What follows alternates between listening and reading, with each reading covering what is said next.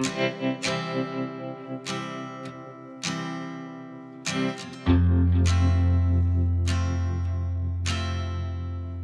Everyone, good morning, welcome back to my channel. আশা করছি সকলেই খুব ভালো আছো।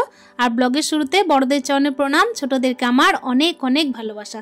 বীরভূম জেলার একটা ছোট্ট শহর থেকে আমি সুধা আবারও চলে এসেছি নতুন দিনের নতুন আরও একটা ব্লগ নিয়ে। তো চলো সকালটা শুরু করছি তোমাদেরকে সাথে নিয়ে আরও একটা নতুন ব্লগ। দেখতেই পাচ্ছ সকাল টাইমে জানলাগুলো আমি খুলে দিলাম। আর আজকের বারটা হচ্ছে সোমবার, তো সোমবার দিন দেখতেই পাচ্ছ সকাল সকাল জানলাগুলো খুলে দিয়েছি। আর এদিকে বিছানাটাও আমার গুটানো অলরেডি হয়ে গেছে। তারপর কি বলো তো বন্ধুরা, সকাল সকাল না চাটা একটু খেয়ে নিয়েছিলাম। এই যে দেখতেই পাচ্ছ জানলার ধারে না খুব সুন্দরভাবে রোদ ঢুকছে। মানে আমাদের বাড়িটা হচ্ছে পূর্ব দিকে, যখন পূর্বে সূর্যের রোদ ঢোকে তখন আমি ঠিকঠাকভাবে ওই রোদটা পেয়ে যাই। আর যখন আর কি সূর্যটা ঘুরতে থাকে, মানে ওই যে যখন অস্ত যায়, তখন কিন্তু দক্ষিণ দিকে যে জানলাটা আছে সেই দিক দিয়ে সূর্যের রোদটা খুব সুন্দরভাবে ঢোকে। তো যে দিক দিয়ে রোদটা আর কি ঢোকে সেই দিক দিয়ে সেইভাবে আর কি রোদটা নেওয়ার চেষ্টা করি।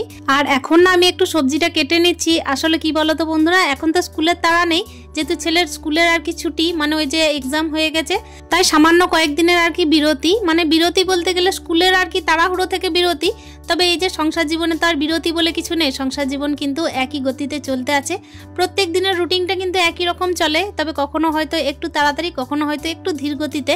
আমাদের দেখো সকালবেলায় উঠে কিন্তু স্কুল থাক কিংবা নাই বা থাক, সকাল থেকে কিন্তু তাড়াহুড়ো প্রত্যেক দিনেরই থাকে।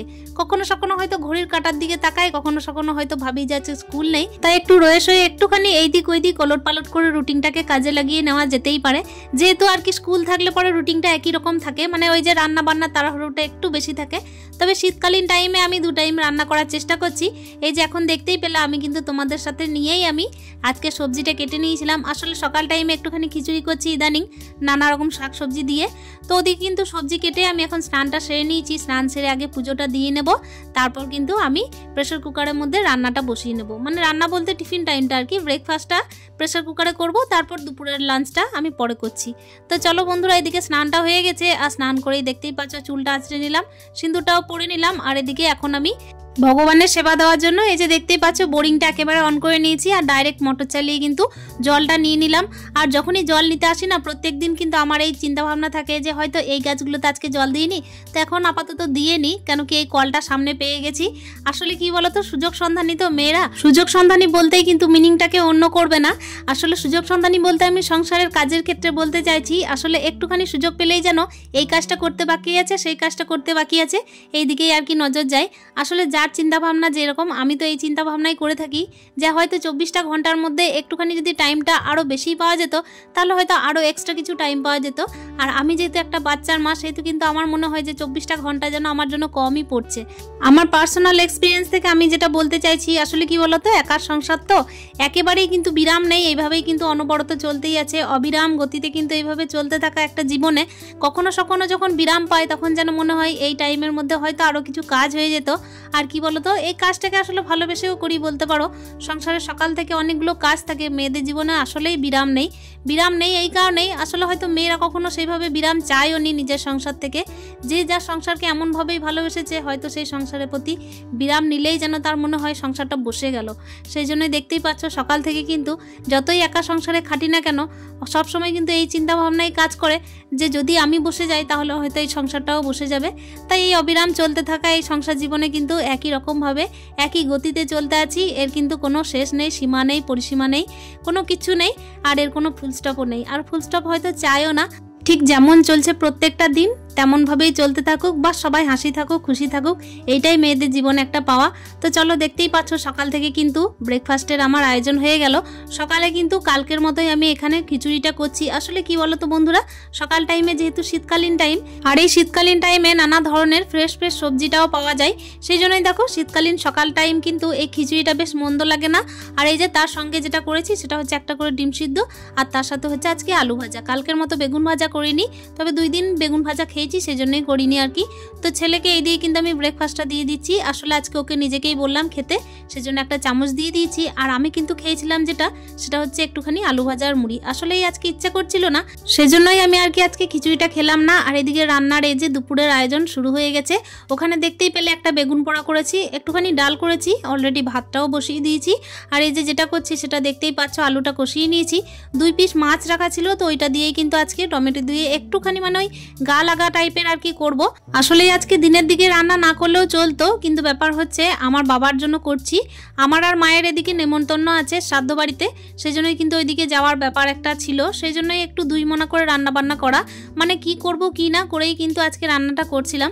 তো হাতের গোড়ায় যেটা ছিল সেটা দিয়ে কিন্তু আজকে কাজ চালিয়ে নিচ্ছি, মানে একজনের মতো রান্না, মানে ওই আর কি একটা বেগুন পোড়া, তার সঙ্গে হচ্ছে মুসুর ডাল আর একটুখানি ওই যে মাছ ছিল, তো সেই মাছটা দিয়ে একটু গা মাখা গ্রেভি টাইপের আর কি করে দিলাম টমেটো দিয়ে, বাস এইটাই রান্না। দেখতেই পাচ্ছ রান্নাঘরটা এবার কিন্তু আমি পরিষ্কার করব, তার আগে ভাতের ফেনাটা ঝরাতে বাকি ছিল। সংসারের এই সমস্ত কাজ করেই কখন যে তোমাদের সাথে কথা বলতে বলতে আমি শ্রাদ্ধ বাড়ি থেকে ভোজ খেয়ে চলে এসেছি সেটা তোমরা নিশ্চয়ই বুঝতেও পারোনি, আর এসেই কিন্তু আবার সংসারের কাজে লেগে পড়েছি। আসলে মেয়েদের জীবনে একটা পিছুটান কাজ করে শুধুমাত্র সংসারের জন্যই। এইদিকে কিন্তু দেরি হচ্ছিল, আমি কিন্তু অনেকজনের সঙ্গে দেখা সাক্ষাৎ করছিলাম, কিন্তু মনের মধ্যে কেন জানি না একটু বিচলিত ভাব অনুভব করছিলাম। মানে কখন মনে হচ্ছে যে ছাদের মধ্যে কাপড় মেলা আছে, কখনো মনে হচ্ছে যে ঘরের মধ্যে ঝাঁট দিতে বাকি আছে, কখনো মনে হচ্ছে হয়তো আমার রান্নাঘরের হেসেলটা গুটানো হয়নি, মানে ফ্রিজের মধ্যে খাবার দাবার ভরা হয়নি। এই সমস্ত চিন্তা ভাবনাই কিন্তু বাইরের জগতেও চলছিল, মানে বাইরের জগৎ বলতে সংসারটাকে যখন আমি ছেড়ে গেছিলাম ঘরে তালা মেরে, সেই টাইমের কথা বলছি। তো চলো দেখতেই পাচ্ছ তারপরে কিন্তু ঘরের কাজবাজ আবারও করতে লেগেছি, ঝাঁট টাটগুলো দিতে শুরু করেছি। ঝাঁট কিন্তু দেখতেই পাচ্ছ বেলা থাকতে থাকতেই দিচ্ছি, যেহেতু এখন পৌষ মাসের টাইম সেই জন্যই। কিংবা কি করছি বলো তো, যখন একটু দেরি হয়ে যাচ্ছে তখন হয়তো দিচ্ছি না। এই যে সংসারে কাজবাজ করতে করতে অনেকটা বিকাল হয়ে গেছিলো, এই টাইমে কিন্তু ছাদ থেকে আমি জামা কাপড় তুলে নিয়ে চলে এসেছি।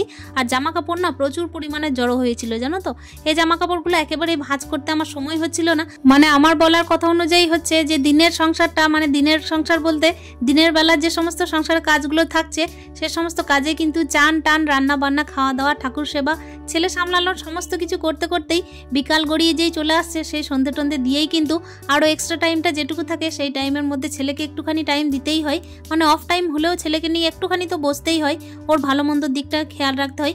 সেই জন্য দেখো কাপড়গুলো যে ভাঁজ করা হয়নি সেই কাপড়গুলোকে একটু আজকে ভাঁজ করে নিচ্ছি। ওদিকে কিন্তু গানের টিচার এসেছে, সেই ফাঁকেই করে নিচ্ছি। তো চলো বন্ধুরা, এই অবিরাম চলতে থাকা এই ধীর গতির কিন্তু সংসার আমার। ধীর গতি এই কারণেই বললাম, কেন কি একই রকম গতিতে চলতে আছে সেই জন্যই কিন্তু ধীর গতি বললাম। এখানে শীতকাল বলে কিন্তু জামা কাপড়ে জড়ো হওয়ার ব্যাপারটা একটুখানি বেশি থাকে, মানে চাপ থাকে একটুখানি যে কখন জামা কাপড় ভাঁজ করব, আর ওইদিকে কিন্তু জামা কাপড় জড়ো হতেই থাকে। প্রত্যেক দিন এত এত যে জামা কাপড় পরা হয়, এত এত যে কাচা হয়, তারপর আবারও যে ভাঁজ করা হয়, কি করে যে আবার নতুন করে এত জামা কাপড় জমে যায় এই শীতকালীন টাইমে আমি আর বুঝে পাচ্ছি না। হয়তো আমার সঙ্গে একা নয়, সমস্তটা ফ্যামিলিতেই হয় এটা। তো চলো সকাল থেকে কিন্তু অনেকগুলো কাজকর্ম হলো, এই অবিরাম চলতে থাকা, ননস্টপ চলতে থাকা, অবিরাম গতিতে চলতে থাকা এই সংসারের পিছনে কিন্তু প্রত্যেকটা মেয়ের একই রকম কাজকর্ম চলে, আর কাজে থেকে কোনো বিরতিও নেই। সকাল থেকে কাজ আরম্ভ করেছি, এখনো পর্যন্ত কিন্তু চলতে থাকছে। মানে ওই টুকিটাকি করতে করতে কিন্তু সংসারে অনেক কাজই থাকে। অনেকেই হয়তো ভাবতে থাকে যে মেয়েদের আর কি কাজ, তবে মেয়েদের কি কাজ, সে কাজ যদি একা একদিন মেয়েদের কাজটা করে দেখায় কেউ, তাহলে ঠিক বুঝতে পারবে যে মেয়েদের কাজটা কি। আসলে যে মেয়েদের কাজের কোনো বিরাম নেই, একটার পর একটা চলতেই থাকে। এটা আর কে কাকে বোঝায়, তাই না? সংসারে দেখতেই পাচ্ছ সকাল থেকে অনেকগুলো কাজকর্ম করার পর এই অগোছালো কাপড়গুলোকে যদি না গুছাতাম তাহলেই বা কে গুছাতো? আর যতদিন না গুছাবো সেইভাবেই ঠিক একই জায়গাতে ওই ওলট পালট হয়ে এদিক ওইদিক হয়ে কিন্তু পড়েই থাকে, আর অন্য কেউ করবার মতো নেও, আর অন্য কেউ করবার মতো ভাবেও না। এদিকে দেখবে শীতকালীন সময় মানেই যেভাবে জামা কাপড়ের ছড়াছড়ি, সোয়েটার চাদরের ছড়াছড়ি, সেইভাবেই কিন্তু গামছারও দুরবস্থা হয়ে থাকে। মানে ওই যে তেল মাখার ব্যাপারটা থাকে একটু, আসলে ছেলেকে একটুখানি সর্ষের তেল মাখায়, সেজন্য গামছাগুলো একটু যেন চিটচিটে ভাব হয়ে যায়। আর গামছা কিন্তু আমি প্রত্যেকের জন্য আলাদা আলাদা রাখার চেষ্টা করি, মানে ছেলের জন্য হয়তো যেটা ইউজ করলাম সেটা হয়তো অন্য কাউকে দিলাম না, এরকম কিছু একটা। তো চলো বন্ধুরা, জামা কাপড় কিন্তু অনেকগুলোই ছিল, সেগুলোকে এক এক করে ভাঁজ করছি। চাদরটাও কিন্তু ভাঁজ করা বাকি ছিল। আসলে এই চাদরটাই আমি বিছানার মধ্যে এখন শীতকালে একটু বেশি পারার চেষ্টা করছি। তো এটা কাঁচা হয়েছিল কিন্তু ভাঁজ করা হয়নি, তো সেটাও একটু ভাঁজ করে নিলাম। তাহলে বন্ধুরা, এই অবিরাম চলতে থাকা বিরতিহীন এই সংসারের কাজকর্মে আবারও কিন্তু তোমাদের সাথে নতুন করে দেখা হবে।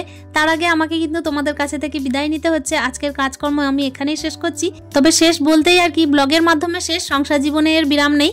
তো চলো বন্ধুরা, আজকের ভিডিওটা এখানেই শেষ করছি। দেখা হচ্ছে তোমাদের সাথে নেক্সট ব্লগে। ততক্ষণের জন্য স্টে হ্যাপি, হ্যাপি হ্যাপি মন, টাটা।